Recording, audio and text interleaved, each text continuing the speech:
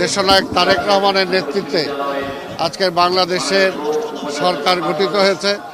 এই সরকার গঠিত হওয়ার পরে দেশের মানুষের আশা আকাঙ্ক্ষা যেগুলো আগেই আমাদের নেতা 31 দফার মধ্য দিয়ে এবং নির্বাচনী ইশতেহারের মধ্য দিয়ে ঘোষণা করেছিলেন, আজকের যেমনি আমরা 71কে আমরা মনে রাখি, আমরা 52 ভাষা শহীদদেরকে আমরা মনে রাখি, ঠিক তেমনিভাবে 90 এবং 24-এর শহীদদেরকেও আমরা ধারণ করে আমরা দেশকে সামনের দিকে এগিয়ে নিয়ে যাব।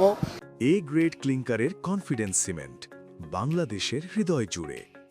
আমি এই দেশের সকল দল মত পথ সবাই ঐক্যবদ্ধভাবে আগামীতে এই দেশকে আমরা সামনের দিকে এগিয়ে নিয়ে যাব, এটাই আজকে 21-এর প্রত্যয়।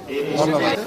এখানে গণতন্ত্র পুনঃপ্রতিষ্ঠা হয়েছে এবং জনাব তারেক রহমানের নেতৃত্বে একটি ন্যায়ভিত্তিক সমাজ ব্যবস্থা আমরা বাস্তবায়ন করার জন্য দিনরাত পরিশ্রম করব, যাতে দেশের মানুষের প্রত্যাশা পূরণ করতে পারি সকলে মিলে, এবং বাংলাদেশের মানুষ যাতে ন্যায় বিচার পায় এবং বিগত 18 বছর ধরে যে অন্যায় অবিচারগুলি হয়েছে, বাংলাদেশের যে অর্থনীতিকে ভঙ্গুর অবস্থায় রেখে গিয়েছে, সেই অর্থনীতিকে ঠিক করতে না আমাদেরকে সকলে মিলে একসাথে কাজ করতে হবে।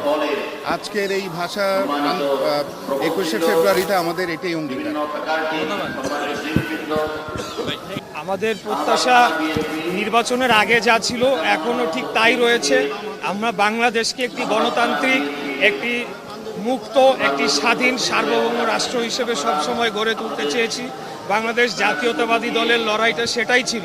বিগত 17 বছরে নির্বাচনকে ধ্বংস করে দেওয়ার মাধ্যমে, গণতন্ত্রকে ধ্বংস করার মাধ্যমে আসলে মুক্তিযুদ্ধকেই ধ্বংস করেছিল। যারা মুক্তিযুদ্ধের দাবিদার ছিল, মুক্তিযুদ্ধকে বিক্রি করেছে, বানিয়েছিল। কিন্তু আজকে একটি নির্বাচনের মাধ্যমে স্বাধীন বাংলাদেশের একটি গণতান্ত্রিক রাষ্ট্র ব্যবস্থায় আমরা ফিরে গিয়েছি, একটি নির্বাচিত সরকার আমরা পেয়েছি। এখন আমাদের জনগণের যে প্রত্যাশা সেটা ছোট হতে পারে, বড় হতে পারে, এক এক অঞ্চলের মানুষের, এক এক শ্রেণী পেশার মানুষের এক এক প্রত্যাশা।